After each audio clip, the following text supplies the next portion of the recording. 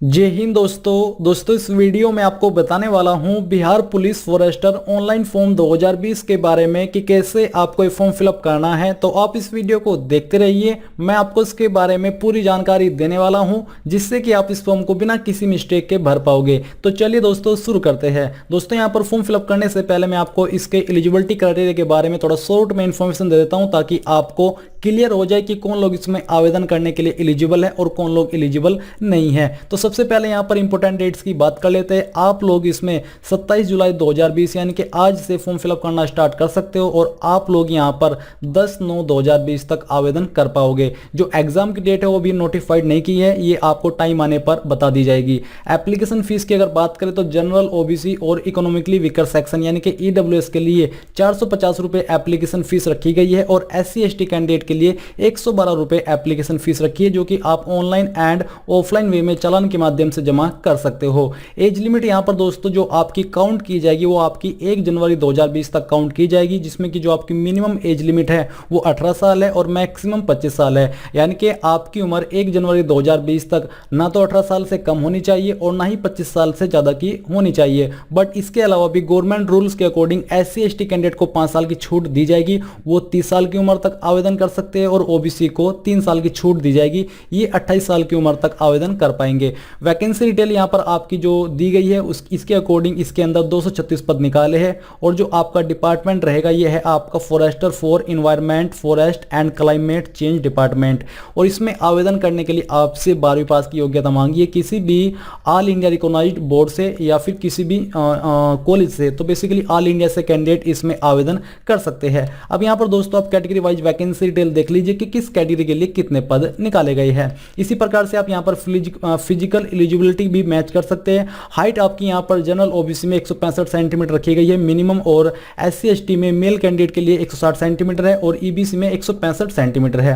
Female के लिए यहाँ पर 155 सेंटीमीटर हाइट रखी गई है। इसी प्रकार से चेस्ट यहाँ पर जनरल ओबीसी मेल कैंडिडेट के लिए 81, 86 यानी कि 81 बिना फुलाई और फुला करके 86 हो जानी चाहिए, जिसमें कि 5 सेंटीमीटर का फुलाव जरूरी है। और मेल में यहाँ पर 79, 84 और EBC में 81, 86 और फीमेल की चेस्ट का माप नहीं लिया जाएगा। वॉकिंग यहाँ पर आपकी 25 किलोमीटर की रहेगी, जिसमें कि आपको 4 घंटे के अंदर पूरी करनी है और फीमेल को 14 किलोमीटर चलना होगा और इन्हें भी यहाँ पर 4 घंटे का समय दिया जाएगा। अब चलिए दोस्तों ये जानकारी आपको क्लियर हो गई है। अब बात करते हैं फॉर्म फिलअप के बारे में। तो यहाँ पर अभी जो वेबसाइट आप इस वीडियो के अंदर देख पा रहे हो ये आपकी ऑफिशियल वेबसाइट है और इसी के माध्यम से अप्लाई ऑनलाइन किया जाएगा। तो यहाँ पर आपको आना है और आने पर सबसे पहले रजिस्ट्रेशन 1 यानी कि स्टेप 1 रजिस्ट्रेशन के ऊपर क्लिक करना है। अब इसके ऊपर क्लिक करने के बाद यहाँ पर आपके सामने कुछ इस तरह के इंस्ट्रक्शन आ जाएंगे। अब दोस्तों यहाँ पर आप चाहे तो इनको हिंदी के अंदर रीड कर सकते हो या फिर इंग्लिश के अंदर रीड कर सकते हो। तो जैसे भी आप रीड करना चाहो यहाँ से कर सकते हो। ये भी आपकी एलिजिबिलिटी की ही जानकारी यहाँ पर दी जा रही है। आपको इन सबको चेक करते हुए नीचे आने और यहाँ पर डिक्लेरेशन पर राइट क्लिक कर देना है। करने के बाद आपको proceed to registration and payment के ऊपर क्लिक करना होगा। इसके ऊपर क्लिक करने के बाद दोस्तों यहाँ पर आपके सामने रजिस्ट्रेशन का पेज आ जाएगा। यहाँ पर पोस्ट अप्लाइड फॉर के सामने आप देख पा रहे हो फॉरेस्टर, नीचे है एंटर एप्लीकेंट फुल नेम यानी कि आपका पूरा नाम क्या है। तो सबसे पहले यहाँ पर आपको अपना फर्स्ट नेम डालना है। अगर आपका मिडिल नेम है तो यहाँ पर डाल दीजिए, नहीं तो इसको खाली छोड़ दीजिए। फिर इसके बाद दोस्तों आपको सर नेम के अंदर अपना लास्ट नेम यहाँ पर एंटर करना होगा। सिलेक्ट एप्लीकेंट नेशनलिटी यानी कि आपकी नेशनलिटी क्या, तो बेसिकली आप इंडियन हो तो यहाँ पर इंडियन सिलेक्ट कर लीजिए। Enter applicant mobile number, sorry यहाँ पर दोस्तों बेसिकली आपको अपना नंबर ही डालना है। ये नंबर मैं बाद में ऐड कर दूंगा, बट मैं आपको बता दूं कि ये एक वैलिड नंबर होना चाहिए जिसके ऊपर अगर OTP आए तो आप उसको तुरंत यहाँ पर रिसीव कर सको। फिर आती है एंटर एप्लीकेंट ईमेल आईडी। तो यहाँ पर दोस्तों आपकी जो भी वैलिड ईमेल आईडी है वो यहाँ पर आपको भर देनी है। मैं यहाँ पर ये ईमेल आईडी फिलअप कर देता हूँ। आपको भी सेम तरीके से यहाँ पर ये जानकारी भरनी होगी। फिर यहाँ पर दोस्तों आपसे एक सवाल पूछा जा रहा है कि are you domicile of Bihar state, क्या आप बिहार राज्य के निवासी है, आपके पास वहाँ का निवास प्रमाण पत्र है किसी भी डिस्ट्रिक्ट से। अगर है तो यस कीजिए, नहीं तो आपको नो करना होगा। अगर आप यहाँ पर नो करते हो तो जो अदर स्टेट है वो कैंडिडेट यहाँ पर जनरल कैटेगरी के अंदर रखे जाएंगे। चाहे आप अदर स्टेट से किसी भी कैटेगरी से बिलोंग करते हो, आप जनरल के अंदर ही जोड़े जाओगे और आपको कोई भी फायदा रिजर्वेशन का नहीं मिलेगा। तो यहाँ पर बेसिकली ये बिहार के लिए, इसलिए मैं यहाँ पर यस कर देता हूँ।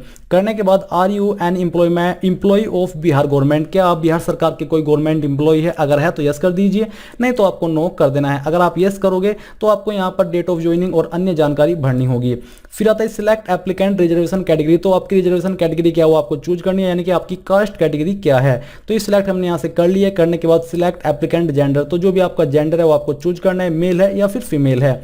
Select applicant date of birth, अब यहाँ पर दोस्तों आपको अपनी डेट ऑफ बर्थ चूज करनी है और ये आपको 10वीं की मार्कशीट के अनुसार भरनी है। और जैसा कि आपने ऊपर नाम भी भरा है, क्योंकि ये जानकारी 10वीं की मार्कशीट के अनुसार ही होनी चाहिए। तो चलिए हमने यहाँ से इसको सिलेक्ट कर लिया है। नीचे आता है यहाँ पर आपका सिलेक्ट एप्लीकेंट 10+2 सब्जेक्ट ग्रुप, तो यहाँ पर आपका जो सब्जेक्ट ग्रुप था उसमें यहाँ पर इन्होंने बोला है आपका साइंस। तो इसका मतलब ये कि जो आपकी 12th है वो साइंस से होनी जरूरी है, नहीं तो आप इसमें एलिजिबल नहीं हो पाओगे आवेदन करने के एज पर ये जो कंडीशन दी जा रही है इसके अकॉर्डिंग। नहीं तो ऐसा यहाँ पर कोई ऑप्शन नहीं होना चाहिए था अगर आपने आर्ट या फिर कॉमर्स के अंदर अपनी 12th की है। तो चलिए हम यहाँ से साइंस सेलेक्ट कर लेते हैं। अब ये करने के बाद जितनी भी जानकारी आपने यहाँ पर भरी है इन सबको यहाँ पर आपको एक बार चेक कर लेना है और चेक करने के बाद आपको नीचे आकर के प्रोसीड के ऊपर क्लिक कर देना है। अब गाइस प्रोसीड के ऊपर क्लिक करने के बाद यहाँ पर आपके सामने रजिस्ट्रेशन प्रीव्यू एंड कंफर्मेशन की जानकारी आ जाएगी। बेसिकली अभी तक आपने रजिस्ट्रेशन के अंदर जितनी भी जानकारी भरी है इन सभी जानकारी को आपको कंफर्म करने का एक मौका और दिया जा रहा है। और अगर आपको लगता है कि कहीं पर कोई जानकारी गलत है तो आप उसको अभी भी सही कर सकते हो, बट अगर आपको लगता है कि सभी जानकारी सही है तो आप यहाँ पर अच्छे से इन सभी जानकारी को चेक करने के बाद नीचे आइए और नीचे आकर के यहाँ पर डिक्लेरेशन बाय द कैंडिडेट इसके ऊपर राइट क्लिक कीजिए और फिर यहाँ पर जो कैप्चा कोड दे जा रहा है या फिर सिक्योरिटी कोड दे जा रहा है ये आपको यहाँ पर भरना है। और भरने के बाद यहाँ पर नीचे आपको आपकी फीस का अमाउंट देखने को मिलेगा। इस तरफ आपको देखने को मिलेगा एडिट एप्लीकेंट डिटेल्स, यानी कि अगर आपको लगता है कि कोई जानकारी अभी गलत है, कोई स्पेलिंग मिस्टेक हो गई है तो आप इसके ऊपर क्लिक करके उसको एडिट कर लीजिए, नहीं तो आपको सिंपली यहाँ पर मेक पेमेंट के ऊपर क्लिक करना है और यहाँ से आपको ओके कर देना है। फिर से आपको एक बार ओके करना होगा। अब ये करने के बाद आपको पेमेंट के पेज पर ट्रांसफर किया जाएगा जहां से आपको अपनी एप्लीकेशन फीस जमा करनी है। तो यहाँ पर दोस्तों आपके सामने पेमेंट का पेज आ चुका है। अब यहाँ पर आपको डिसाइड करना है कि आप किस माध्यम से अपनी एप्लीकेशन फीस जमा करना चाहते हैं, चाहे वो नेट बैंकिंग एसबीआई की हो या फिर अदर बैंक की हो, कार्ड पेमेंट एसबीआई का हो या अन्य बैंक का हो। तो बेसिकली आपको यहाँ पर वही चूज कर लेना है और उसी के नीचे आपको क्लिक करके ऊपर क्लिक करना है। क्लिक करके ऊपर क्लिक करने के बाद यहाँ पर आपके सामने ये आएगा, आपको कंफर्म करना है, आपको फिर से कंफर्म करना है और अब आपके सामने मेन विंडो आ जाएगी जहां पर आपको पेमेंट की डिटेल्स फिलअप करनी है। तो यहाँ पर आप अपना card number, expiry date, card holder name, CVV और जो कैरेक्टर यहाँ पर सिक्योरिटी कोड के रूप में दिए जा रहे हैं आपको भर देने और भरने के बाद आपको पे के ऊपर क्लिक करना है। दोस्तों यहाँ पर जैसे आप पे के ऊपर क्लिक करोगे तो 5 सेकंड के अंदर आपके मोबाइल नंबर पर एक ओटीपी जाएगा। जैसे आप वो ओटीपी डाल करके ट्रांजैक्शन कंफर्म करते हो तो आपको आपकी जो ट्रांजैक्शन है वो पूरी हो जाएगी और ऑटोमेटिकली आपको इसी वेबसाइट के ऊपर रिडायरेक्ट कर दिया जाएगा जहां से आपने फॉर्म फिलअप करना स्टार्ट किया था। अब यहाँ पर मैं उन लोगों को एक छोटी सी जानकारी देना चाहूंगा जिनकी ट्रांजैक्शन फेल हो जाती है बट पेमेंट अकाउंट से कट हो जाता है, तो उनको दोबारा से फीस जमा नहीं करनी है जब तक आपकी फीस यहाँ पर अकाउंट के अंदर अपडेट ना हो। और ये अपडेट होने में अगर ऐसा कुछ एरर आ जाता है तो कम से कम 24 से 48 घंटे का समय लग सकता है। इसलिए आप थोड़ा जल्दबाजी नहीं कीजिएगा, थोड़ा वेट कीजिएगा, आपका कोई भी पेमेंट वेस्ट नहीं जाएगा। अब यहाँ पर दोस्तों फीस जमा आपने कर लिया, आपको स्टेप 2 फिल एप्लीकेशन फॉर्म के ऊपर क्लिक करना है। इसके ऊपर क्लिक करने के बाद यहाँ पर रजिस्ट्रेशन आईडी आपको फिलअप करनी है या फिर आप मोबाइल नंबर यहाँ पर डाल सकते हो और डेट ऑफ बर्थ यहाँ पर आपको भरने के बाद कैप्चा कोड डाल करके सबमिट के ऊपर क्लिक करना है। इसके ऊपर क्लिक करने के बाद आपके सामने जो एप्लीकेशन फॉर्म की विंडो है वो आ जाएगी, या फिर आप जैसे ही फीस जमा करोगे, फीस जमा करने के बाद आपके सामने आपकी फीस को के कंफर्मेशन का जो एक पेज है वो आ जाएगा। वहां पर आपको रजिस्ट्रेशन नंबर दिया होगा और वहीं पर आपको नीचे देखने को मिलेगा कि प्रोसीड टू एप्लीकेशन फॉर्म, तो आप उस लिंक के ऊपर क्लिक करके भी डायरेक्टली वहां पर जा सकते हो। अब चलिए आगे की जानकारी देख लेते हैं। तो यहाँ पर दोस्तों आपके सामने जैसे आप फिल टू एप्लीकेशन फॉर्म के ऊपर क्लिक करोगे तो कुछ इंस्ट्रक्शन आ जाएंगे जैसे कि आप यहाँ पर देख पा रहे हो। यहाँ पर दोस्तों आपको जो सिग्नेचर है उसके बारे में जानकारी दी जा रही है, फोटो के बारे में जानकारी दी जा रही है। जो आपका फोटो है इन्होंने बोला है कि 2 महीने से पुराना नहीं होना चाहिए, इसलिए आपको इसका ध्यान रखना है। और कुछ और इंस्ट्रक्शन है जो कि आप यहाँ पर देख सकते हो, ये भी आपको अच्छे से ध्यान में रखने होंगे। अब यहाँ से थोड़ा सा आपको आगे बढ़ना है और आगे बढ़ने के बाद यहाँ पर जो जानकारी आपकी सामने आती है वो है आपका फादर नेम, मदर नेम, तो आपको ये जानकारी भी 10वीं की मार्कशीट के अनुसार भरनी है। फिर सिलेक्ट मैरिटल स्टेटस, तो आपको अपना स्टेटस चूज कर लेना है कि आप शादीशुदा हो या फिर अनमैरिड हो। फिर एंटर आधार नंबर जो कि ऑप्शनल है, यानी कि अगर आप आधार नंबर देना चाहते हो तो दे सकते हो, नहीं तो उसको खाली भी छोड़ सकते हो। एंटर आइडेंटिफिकेशन मार्क्स, यहाँ पर दोस्तों आपको ऐसे मार्क के बारे में लिखना है जो कि आपके शरीर के ऊपर है, जिससे कि आपके शरीर की पहचान होती है। तो चाहे आपकी बॉडी के ऊपर कहीं पर कोई भी ऐसा मार्क है जिससे आपके शरीर की पहचान होती है तो वो मार्क यहाँ पर आपको लिख देना है। अगर ढूंढने के बाद भी कोई ऐसा मार्क नहीं मिलता तो आप यहाँ पर नो मार्क मार्क्स लिख सकते हो, बट फिर भी मैं आपको सजेस्ट करूँगा कि आप कोई भी मार्क चाहे कैसा भी हो वो आपको लिखना है। Are you a wards of freedom fighter, क्या आप फ्रीडम फाइटर की फैमिली से बिलोंग करते हो? अगर आप करते हो तो यस करना है, नहीं तो नो कर देना है। फिर आती है एजुकेशनल क्वालिफिकेशन डिटेल्स, यानी कि शैक्षणिक योग्यता की जानकारी। तो यहाँ पर दिया जा रहा है मैट्रिक यानी कि 10th पास या फिर उसके बराबर। तो आपको सबसे पहले name of school, board, institute या फिर यूनिवर्सिटी के अंदर अपने बोर्ड का नाम लिखना है कि आपने किस बोर्ड से किया। अगर बिहार बोर्ड से किया वो डाल दीजिए, नहीं तो आप यूपी बोर्ड लिख सकते हो, या फिर जिस भी बोर्ड से आपने किया वो आपको लिखना होगा। Passing certificate number, marksheet number. तो यहाँ पर दोस्तों 10वीं की मार्कशीट के ऊपर जो आपका पासिंग सर्टिफिकेट नंबर है वो आपको इस कॉलम के अंदर डालना है। सर्टिफिकेट इश्यू डेट, यानी कि जो आपकी 10वीं की मार्कशीट है वो कब इश्यू हुई थी, वो डेट, मंथ, ईयर आपको यहाँ पर सिलेक्ट करनी होगी और ये आपको मार्कशीट के ऊपर देखने को मिल जाएगी। इसके अलावा आपको यहाँ पर सेम तरीके से 12वीं की जानकारी भरनी है, जो कि 12वीं की मार्कशीट की होगी। किस बोर्ड से की है वो आपको लिखना है, पासिंग सर्टिफिकेट नंबर डालना है और पासिंग इश्यू जो सर्टिफिकेट है आपका वो कब इश्यू हुआ था उसकी डेट, मंथ, ईयर आपको भरना होगा। फिर यहाँ पर दोस्तों आपके सामने आती है एड्रेस की जानकारी। तो आपको सेम तरीके से ये एड्रेस की जानकारी भी यहाँ पर भर देनी है, क्योंकि ये जानकारी आपके जो डॉक्यूमेंट है उसके अनुसार होनी चाहिए। तो एक तरफ है आपका परमानेंट एड्रेस और एक तरफ है आपका कोरस्पोंडेंस एड्रेस यानी कि प्रेजेंट एड्रेस। तो अगर आपका प्रेजेंट एड्रेस और परमानेंट एड्रेस सेम है तो आप सबसे पहले परमानेंट एड्रेस भर करके यहाँ पर whether it is same as permanent address, इसके नीचे यस कर दीजिए। यस करने पर सेम जानकारी दोनों तरफ भरी जाएगी, बट अगर आपका अलग अलग है तो आप नो कर दीजिए और यहाँ पर अलग से जानकारी भर दीजिए। ये सब करने के बाद आपको नीचे यहाँ पर देखने को मिलेगा declaration of criminal cases. Basically यहाँ पर कुछ सवाल आपसे पूछे जा रहे हैं जो कि है क्रिमिनल केसेस के बारे में। तो यहाँ पर मैं आपको ये सजेस्ट करूंगा कि आप इसमें सभी में नो करें। अगर इनमें से कोई भी एक ऑप्शन आपके ऊपर लागू होता है तो आप उस पर यस कर दीजिए, बट फिर आपको आगे चल करके उसके बारे में और भी जानकारी देनी होगी और अगर आप बिल्कुल सही पाए जाते हो तो तभी आपको ये जॉब मिल पाएगी, क्योंकि जिसका कैरेक्टर खराब होता है ऐसे वे में तो उसको फिर ये सिलेक्ट नहीं करते। इस वजह से आपको यहाँ पर नो करना होगा।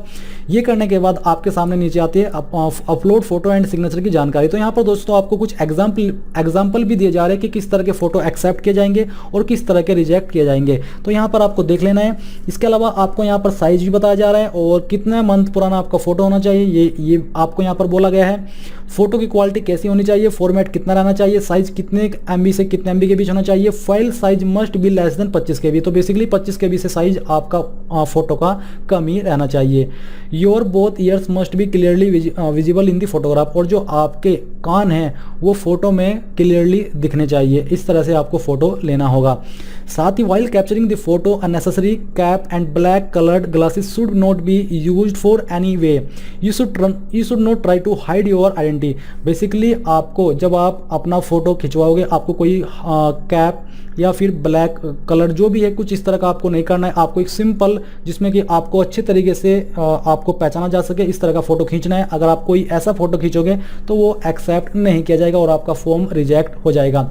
तो यहाँ पर दोस्तों आपको नीचे देखने को मिल पा रहे आपके जो फोटो अपलोड के ऑप्शन है। तो यहाँ पर आपको जानकारी अपलोड करनी होगी। पहले अपना सिग्नेचर इंग्लिश के अंदर अपलोड कीजिए, चूज फाइल के ऊपर क्लिक करने के बाद फिर आपको हिंदी के अंदर करना है और फोटो आपको यहाँ पर अपना अपलोड कर देना है।